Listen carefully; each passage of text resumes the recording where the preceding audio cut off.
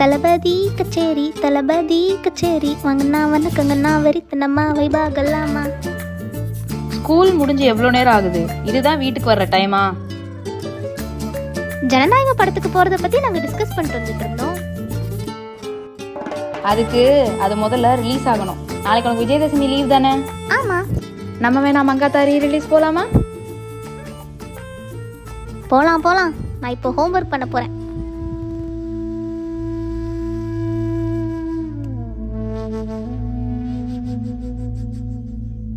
என்னம்மா நனைஞ்சிட்டியா? ஃப்ரெஷ் ஆயிட்டு வா.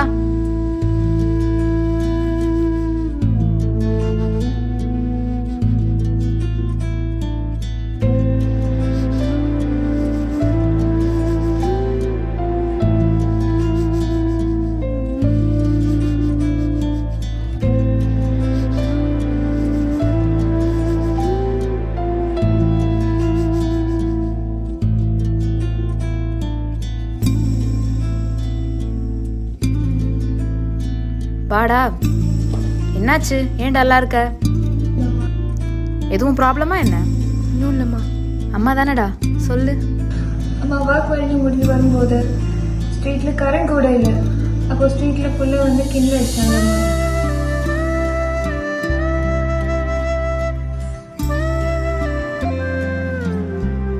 இதுக்கெல்லாமா பயப்படுவாங்க? பொண்ணுன்னா தைரியமா இருக்க வேண்டாமா? தைரியனாலே ஜான்சி ராணி தானா?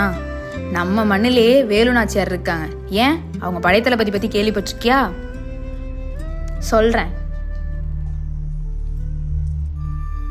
உலக வரலாறு எழுதப்பட்டது வெற்றியாளர்களின் கைகளில் என்றால், வீரத்தின் வரலாறோ உயிர் நீத்தோரின் குருதியால் எழுதப்படுகிறது. இரண்டாம் உலகப் போரின் போது ஜப்பானியர் உபயோகித்த தற்கொலை படை தந்திரத்தை 150 வருடங்களுக்கு முன்பாகவே ஒரு வீர தமிழ் மங்கை சிவகங்கை மண்ணில் குருதி சிந்த தன்னை செந்தீயினால் ஒளியிட்டு சுதந்திர தழலை எல்லோர் மனங்களிலும் ஏற்றினாள். இது காலம் மறந்த வீர வரலாறு. புணரி நீராடி முளரி தோல் கொடுத்து களறிவதம் செய்ய வந்தாளோ, வளரிப்படையாகவும் சிதறி ஓட செய்தாளோ என்ற வரிகளுக்கிணங்க ராமநாதபுரம் மண்ணில் பிறந்து சிவகங்கை மண்ணில் சிம்மாசனம் கொண்டு வாழ்ந்து காட்டிய வரலாறு ராணி வேலு நாச்சியார். வணங்குகிறேன் அரசியாரே. பஞ்சக ஆங்கிலேயர்களின் சூழ்ச்சியால் அரசர் வீரமரணம் அடைந்தார். சிவகங்கை அரசாட்சியோ ஆங்கிலேயரிடம் வசப்பட்டது. என் வாழ்க்கையின் காரணமாகிய என் கணவரையே என்னிடமிருந்து பறித்து கொண்டனர். இனி நானும் உடன்கட்டை ஏறிவிட்டால் என் மண்ணையும் மக்களையும் யார் காப்பர்? நம்பிக்கை இழக்காதீர்கள் அரசியாரே. சிவகங்கை மண்ணையும் மக்களையும் மீட்க விதியால் நியமிக்கப்பட்டவர் நீங்களே. சிவகங்கை சிங்காசனத்தின் ரத்தம் உங்களுள் ஓடுமாய் சிவகங்கை மண் என்றும் அடிமையாக. சிவகங்கையின் மீட்பு நிச்சயம். குயிலியையும் தளபதிகளையும் உடனே அழைத்துவிட ஆணையிடுகிறேன். திண்டுக்கல் கோட்டை நோக்கி செல்வோமாக. யுத்தத்தின் விதை விதைக்கப்படுகிறது.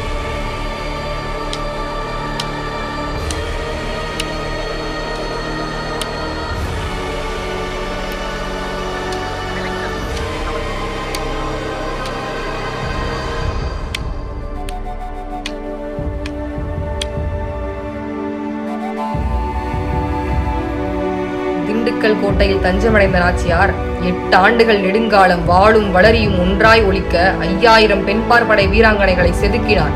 அவர்களை கொண்டு சிவகங்கையை மீட்க ஆயத்தமானார். குயிலி, இங்கே வா. இதை வைத்துக் கொண்டு நான் கூறுபவரிடம் இக்கடிதத்தை ஒப்படை. உத்தரவு ஐயா.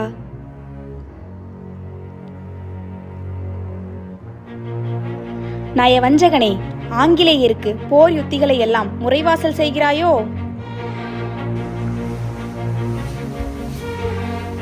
உன்னை நினைத்து நான் பெருமை கொள்கிறேன்.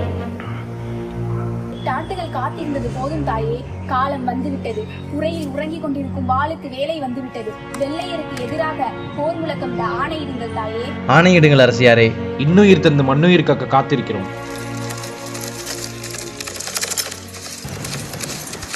அரசியாரே, அந்த கார் மேகங்களையே மறைக்கும் அளவிற்கு ஹைதர் அலியின் 5000 குதிரை படைவீரர்கள் நம் கோட்டையினுள் வந்துவிட்டாங்க. இதுவே படை தொடுக்க சரியான தருணம். மலையளவு வீரர்கள் இருப்பினும் இது சரியான தருணம் அல்ல. விஜயதசமி சுபநாளில் 5000 பெண்பார் படையினருடன் கோட்டைக்குள் நுழைவோம். தாமதம் ஏன் தாயே? அவர்களை வேட்டையாட நாங்கள் காத்திருக்கிறோம். காத்திருப்பு அவசியம். நாம் கத்தியை விட புத்தியைத்தான் அதிகம் தீட்ட வேண்டும். விஜயதசமி அன்றே கோட்டை கதவுகள் பெண்களுக்காக திறந்திருக்கும். அன்றே நாம் நம் படைகளுடன் உள்நுழைய சிறந்த தருணம். குயிலி 5000 பெண்பார் படையினருக்கு தலைமை தாங்கட்டும். மருது சகோதரர்கள் 5000 குதிரை படையினருக்கு தலைமை தாங்கட்டும். போர் முரசு கொட்டட்டும்.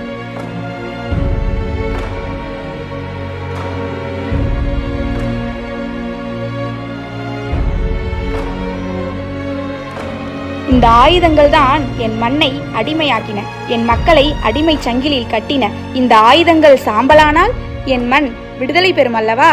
என் மக்களின் கரங்களில் கட்டப்பட்டிருக்கும் அடிமை சங்கிலிகள் உடைக்கப்படும் அல்லவா?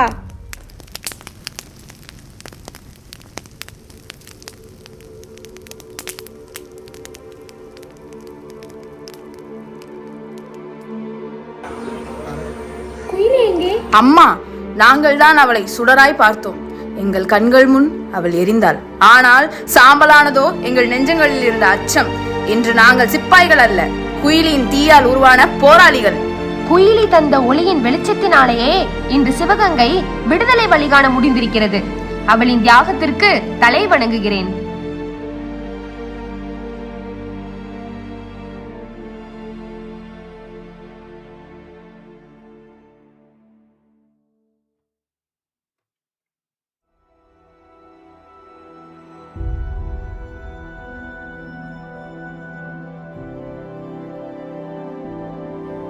நேற்று நான் சொன்னேன்ல, குயிலி, அவங்க போட்டோ பாரு. இனிமே விஜயதசமினா எனக்கு லீவ் விடுறது கொழும்பம்மா பார்க்கறது மட்டும் இல்லை, குயிலி தான் ஞாபகம் வருவாங்க. இவங்க இருக்க வேண்டியது கபோர்டில் இல்லை, என் கூடவே.